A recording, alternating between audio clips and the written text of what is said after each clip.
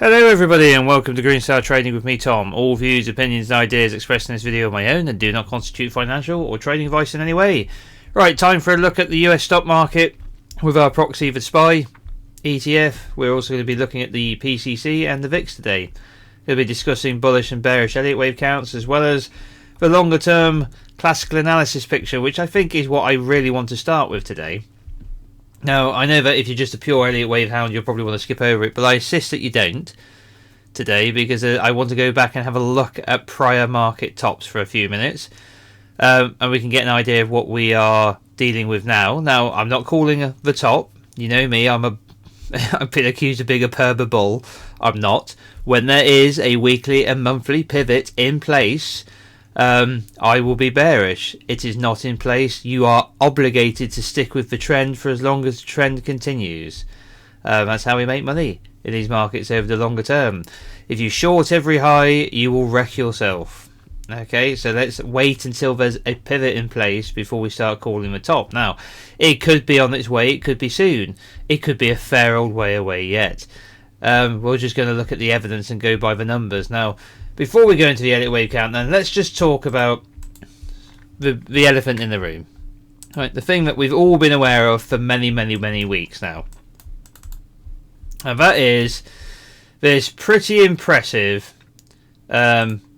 multi-week, multiple divergences appearing. Bearish divergences on the RSI. High, lower high, lower high, lower high, lower high. Meanwhile, price has gone high, higher high, higher high, higher high, higher high. Right? The opposite. We've seen the same in the MACD as well. Alright, and in the histogram here. Now, this most recent one is not true bearish divergence because there is no pivot in place on the weekly time frame. We just see 3 green candles, right? Unlike here where we had a big bearish engulfing candle, right? Here we haven't had a clear pivot in place at the new all-time high yet. So this could disappear, this bearish divergence could disappear, and we could just continue higher and wipe all of this out. But it's there, okay? It's there. There's no denying it. We are weakening the whole time into these highs on the weekly time frame. Both RSI and momentum is slackening off. That's normally a traditionally bearish sign. But why don't we call the top yet? Well, we don't call the top because this process can go on for a very long time. And has done previously. In fact, what I want to do to emphasize the point is I want to go up to the monthly time frame and I want to show you something here. So let's take a look at the momentum here in the RSI here. Our most recent peak was up here on the month of November. Alright, and we've since drifted lower to a lower high on the RSI. Right, but it's not divergence yet as we don't have a pivot in place. We could continue higher and wipe this out, but it's only just, you see how before on the monthly time frame these are all higher highs, matching price. Now let me show you what previous crashes look like. Okay, previous crashes, we're just going to get rid of the OBV for a minute, we're just going to look at the RSI. Remember now, monthly time frame we're looking at. Here are divergent highs. Okay, here's a high. Here's a lower high in the RSI. Here's a monthly high, multi-monthly high here in price. This was before the beginning of the 2022 pullback. This was monthly bearish divergence and this anticipated this crash.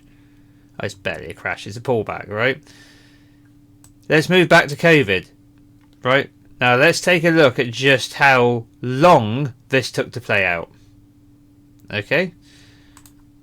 Here's divergent highs in price, and here are divergent highs in price. Now how long did that take to play out on the monthly time frame before we had a crash? We did not come back to oversold or reset the RSI here, right? Okay, we didn't really come down to a swing low. This was the swing low back in March 2020. So we made higher highs in price and we made lower highs in the RSI. But even if we ignore that prior pivot and just look at this high to this high, okay, how long did that take on the monthly time frame? 1, 2, 3, 4, 5, 6, 7, 8, 9, 10, 11, 12, 13, 14, 15, 16 months till this thing rolled over. Or should we go back a bit further? We go back and look at some other highs. What about the highs into the global financial crisis? Okay, just before everything melted down. Higher highs on the close on the month. Okay, this is June, July, August, September into October 07. What do we see? Multi-month divergence occurring. Smaller, admittedly, than some other ones we've seen, but it was there. Shall we come back to the 2000 stock bubble, tech bubble, for a minute? Divergent highs all the way, month after month after month, into August 2000. This is from 1996 into the highs of 2000. Again in the GFC, right? Again into COVID. Alright. Markets, when they top in the kind of... What am I trying to say? When they top in the way that a lot of voices are demanding that they top now, the bears out there, that's how they top. Multiple months it takes for these things to cool off and to set the divergence in place before they melt down. There's no sign of that here at all. At all yet.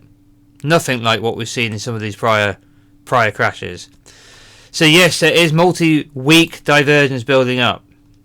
True. And it could lead to a broader correction. True.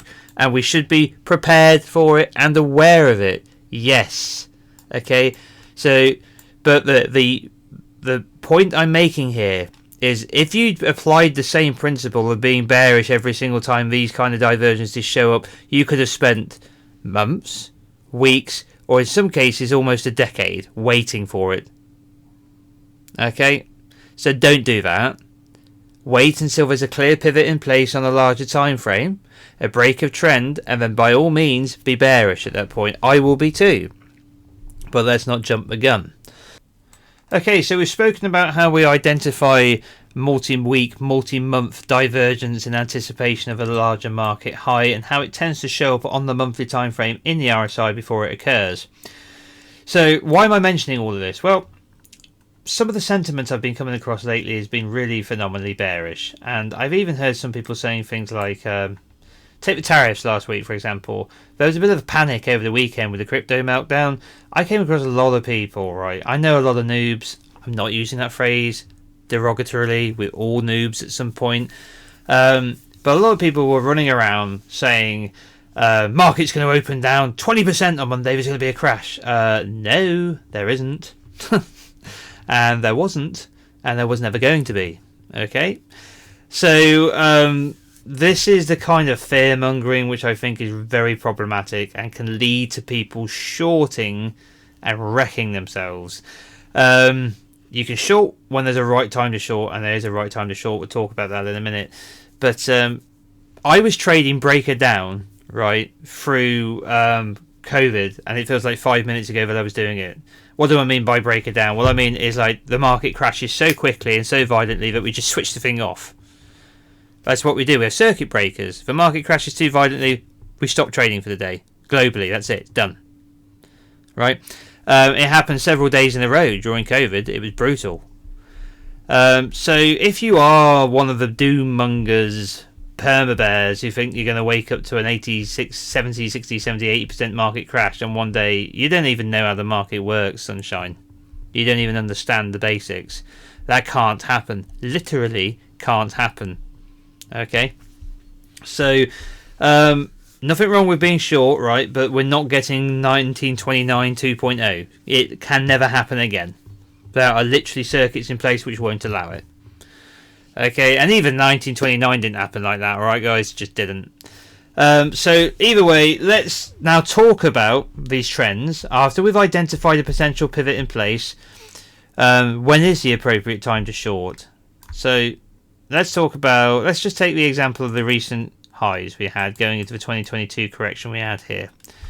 Eventually the trend of higher high, higher low, higher high, higher low, higher high, high low, high high, high low, breaks. Now this one broke back here where we took out the lows of December 21, and we had the break of trend. We swung down to here in 5. That broke the trend. We swung back in 3. That's the opportunity to short. Right, that's the opportunity to short there. Break of trend. We've ceased going up. We can all confirm at that point we've ceased going up. But if you don't believe me, let's go all the way back to a big one. Let's go back to the biggest of big ones. Let's go back to the global financial crisis. Now, we know that we didn't quite have the never-ending monthly divergence we had during the tech bubble, but it was still present. Right, let's just remind ourselves on the weekly time frame. I think it was actually the monthly time frame, sorry. We had monthly divergence building up into the highs. Yep, we got lower highs, significantly lower highs in the RSI, and we got higher highs in price going into the global financial crisis. Okay, now I've got to find my way all the way back there now. So here she is. Right, now what do we see again? Oh, here's the established trend from this pivot. We can see that, pick that out with our eyes easily. Here's the last low. The last lower high was in August 2007. What do? We break that low. We break that trend of higher highs and higher lows. Now in this case, we don't only just break the trend, we break the trend line, and we come back to test it pretty much perfectly, and then murder ensues. Right?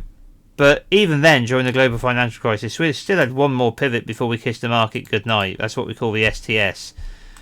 Now, this is pretty volatile for the stock market. This move here is 10%. On the pullback. Now 10% risk is manageable in a low, what is typically a low volatile asset like the S&P. The next low was, the next stop would have been 10% again. Not ideal. You could tighten it up on smaller time frames if you wanted to within this trend or within this trend.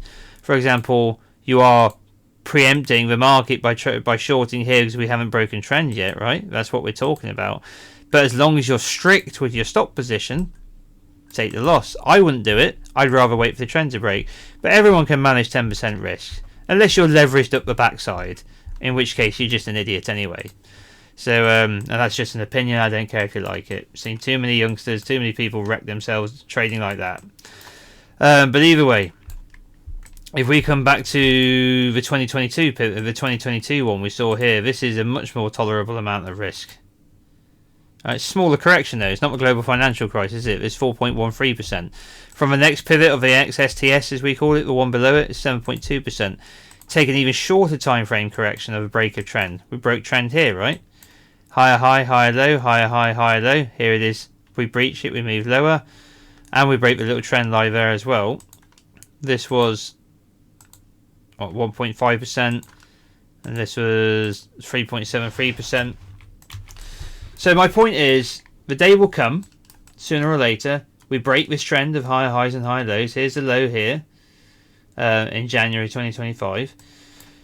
We'll break through the trend line maybe even. We'll have a monthly pivot in place, bearish pivot in place, off of the back of monthly bearish divergence, right? That will be the opportunity to short. And you've got everything on your side when you're doing it, and you do what you want, but that would be the right time in my opinion. Shorting every high is folly. The only thing's dumber is buying every high. Buying every low is preferable while in an upward trend. The only thing dumber is shorting every low. Which, believe it or not, happens every time the market sells off. Even though we are literally trained, right? We trained ourselves once we know what we're doing to identify a trend. If you're an Elliottician, 5 up, 3 back, we train ourselves to buy the retracements because it's the maximum amount of value we're going to gain in an upward trend, and yet still people pile in and short the lows. This is how powerful psychology is. Everyone feels bearish, everyone gets bearish, everyone starts doing dumb stupid shit. Okay, so to reiterate, I know it's been a hell of a lecture today. I'm sorry guys, I know it's been a proper lecture, but we are getting long in the tooth. We can all see that we're getting long in the tooth, so I'm just trying to protect people from wrecking themselves. Alright, don't do anything stupid. That's what I'm saying. We haven't broken trend. We haven't got a bearish pivot in place. The market is not going to melt down 80% in an hour. There will be plenty of opportunity. And even after it's all over and the dust settles, whether it's 20, 30, 40, 50% next time, we've been there before, it will just be another buying opportunity. Alright then. So, whoop-de-doo. Okay, you'll be glad to know, lecture over. Rant over. Tom can finally get on with some Elliott Wave now. Sorry for keeping you so long and apologies for going on so much. But here we go. Right, there are two longer term primary counts, well not primary counts, primary and alternate count to consider. This is the primary count and we'll deal with this first. 1, 2 here. 3, 1, 2 again. 3, 4 overlapping, 3, 4 overlapping. And we're now in the fifth intermediate wave. I add in this to fill out the detail. And from here we are going 1 into 2 again. 3 into 4 into 5 to get that fifth and final wave, expecting a slightly longer, more powerful fifth wave. Okay, there are alternatives and we're going to talk about that in a moment. Okay, so don't jump the gun, always have a backup plan, but the trend is still your friend. So let's zoom into the shorter time frame where we can make a little bit more sense of what we're looking at here. Come down to the 2 hour. So coming off of a low of August 2024, we've moved up in 5 ways. We can count this as a diagonal. I've showed you that before, but I force fit this as 5 waves up. You can do it legally. It's just an absolute pig, but it is legal. Just take my word for it. Yeah, go and measure it yourself if you don't believe me. Either way, we've come back in 3 waves, WXY into 2, into the target zone, and then we've bounced out, broken that downward trend, back tested the channel here into the next target zone of 50 to 61.8 here, and then we've bounced out of there into another 1 into 2 at minuet degree, also pulling back in 3 waves thus far into the 50 to 61.8 target zone. So from here we may pull back a little deeper, but if we go through 590 spot 50, we invalidate this 1-2. So in the meantime, while we're above that invalidation point, I expect price to move up and away to new highs. 1-2, 1-2, 1-2, 3 of a 3 of a 3 of a larger 5, and then that will be the top of the market when it comes. So we'll move away to higher highs if this is correct. Now, if for whatever reason we don't do that, and we break down through 590 spot 50, and then that invalidates the minuet count here, so we'd be looking for lower lows at minute degree, so this 2 would have to move over to the right. And if we then break down through 575 spot 42, that minuet 2 is also incorrect as well, and then we've broken the longer term trend. At that point I bring in this count, a flat. This gives us A to here in 3, B to here, new price extreme, B wave, sideways correction, and then 5 down into here for the C. 3, 3, 5, flat pattern. Falling into the target zone between the 89% and the 1618. Everything from a regular flat for a B wave all the way up to the extreme expanded flat B wave of 1618. All the way down between the 100 to 1618 extensions for the C wave. Like so. Now, if this turns out to be the case and we break that low in that invalidation point that I spoke about a moment ago in the short time frame here, 590, and then we break down this, it's going to create a much bigger correction. Okay, it's going to be obviously significantly bigger. It's going to look like this. That cannot be the child, the nesting structure of a larger wave degree when it's so much bigger. What the hell am I talking about? Let's tell you. So let's zoom out now, show the primary count. All of this was the added stuff I've put on here, right? Because I want to be able to move between the two interpretations. 1, 2, 1, 2, 3, 4, 3, 4. I'm saying that this was the intermediate wave 4. Well, that's just about believable that this is another 1, 2, but this is already bigger than this. Don't like that about the primary count, but I've seen it before, so I can live with it. However, if it then expands into this flat structure, there is no way in hell that this is a smaller wave degree than this. Come on, Tom. There just isn't. So that at that point, the count has to change. And I have an alternate count in place for when it happens, if it happens. So what is that? It's this. We move the primary wave 3 of the intermediate wave 3 to here, and this is now allowed to be an intermediate wave 4, which can now be significantly bigger. Okay, and then we move off into the intermediate wave 5. How have I achieved this? Something I didn't foresee or understand about the prior count, which I could not see until recently. And it looks ugly, there's just no way of explaining it, but just rest assured it is perfectly legal. Alright, perfectly legal. This for me always looked like 3 waves, and that flummoxed me. That's why I had 1 2 1 2 3 4 3 4, because the only way I could get this to be 3 waves was this: if this was 5 into 3 into 4 and this was 5 into 3 into 4. I could not get this actual structure, no matter how desperately I wanted it to be. I could not get this structure to be 5 because I wasn't thinking about all the possibilities. Here's a possibility: extended wave 1 2 3 4 5. Although this looks very small, this wave 4 is believable in time frame to compare to the wave 2 here.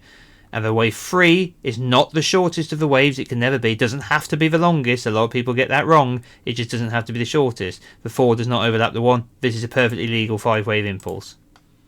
Right, but this is an extended wave 1, which explains why it just doesn't want to stop.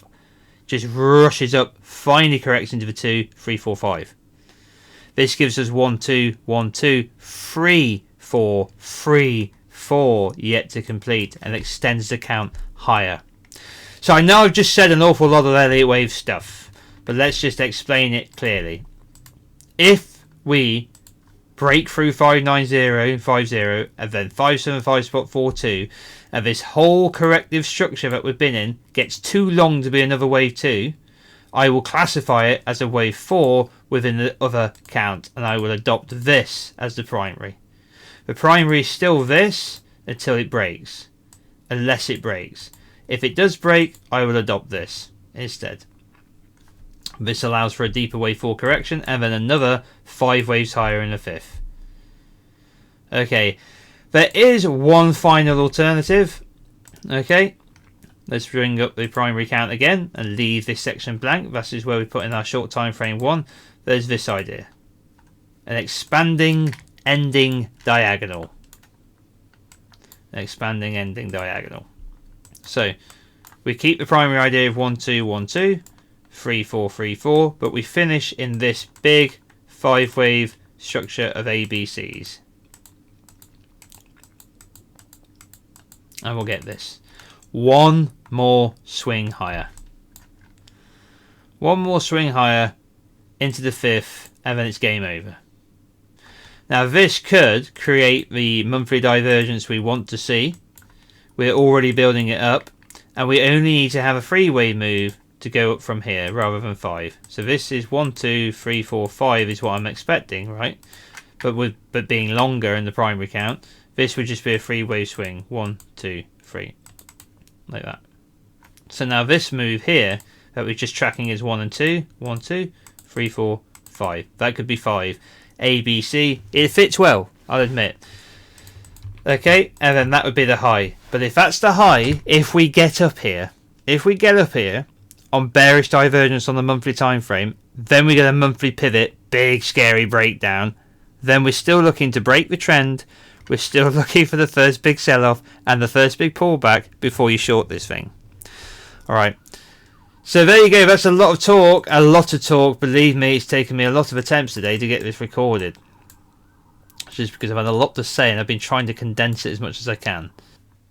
Alright then, so let's wrap things up quickly with a quick look at the PCC and the VIX. So here's my PCC chart. We're looking at the extreme complacency and bullishness lines. These bounds, the green and red line. Inside of there we have our 60 and 250 exponential moving averages on the daily time frame, which move back and forth between these conditions. The yellow vertical lines mark the tops and bottoms of the markets on the S&P 500, how they link up perfectly, or almost perfectly, with these PCC conditions reaching extreme conditions. We are heading back towards extreme complacency and bullishness. We're not there yet. The put to call ratio is heading there, but I'd argue sentiment isn't there yet. I'd argue sentiment is an extreme complacency and bullishness. There's too much bearishness still around, but that's just my opinion. But either way, we will get there eventually, and that will mark the peak of the market. That will mark the market top, most likely. Just as the extreme fear and bearishness, these peaks here mark the market low. These are all these yellow peaks, or see all these yellow lines which match the peaks here in the PCC. These mark significant market lows where you should have been buying, right? So these, when the market is in extreme fear, like the old man says, I know everyone knows the quote, be greedy when others are fearful, but you have to actually understand what that means. Okay, I see it quoted a lot by kids nowadays. They're like, oh, I'm going to be greedy because people are fearful. Yeah, the market's down 3% and it's down for a day. You're not being greedy, you're just being stupid. When the market is down 90% or 80% or 70% over 18 months, now you can say that you're being greedy when others are fearful. That's actually a valid use of that term.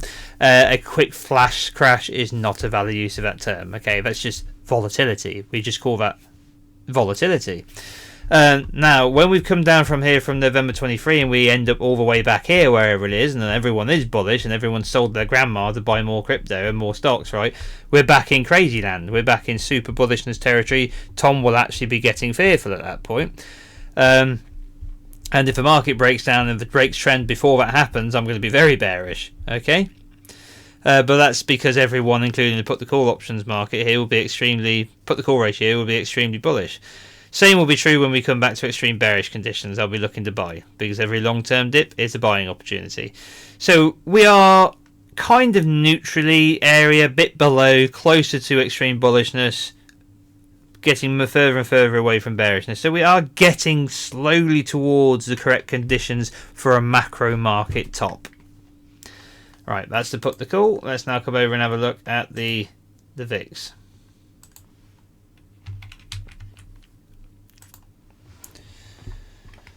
So, suppressed, as always. Now this goes on and on and on and on and on and on and on until it doesn't. Right. So what I've got here, in case you knew, is I've got a panic line which I say is roughly 50. The biggest events in history either come up to the panic line or the really big ones breach it. There's only two on the chart: the GFC and COVID, and three now. Sorry, the 2024 recession fear. The difference is, this is a weekly time frame. Let's come out to the daily so you can get an appreciation for this. Here's the peak around COVID. It was fast, right? But it took days to do. Here's the peak around the GFC, right? It was fast-ish, but it took weeks to do. Here's the difference with the 2024 recession fear, as I've called it. It was over in a day. It was a blip. This is not a true panic condition. The PCC wasn't positioned to do it, and the market wasn't positioned to do it. This is a momentary bottom. Yes, it was a big panic, but it lasted a few hours. Alright, and then it was over. And then VIX is suppressed again, and back into this downward slope of lower highs. Can't really make much of a bottom trend at the moment. It's just meandering around the lows each time. We do have some higher lows recently. Okay, but we're still in a downward trend at lower highs. So maybe just trying to rally around the lows here.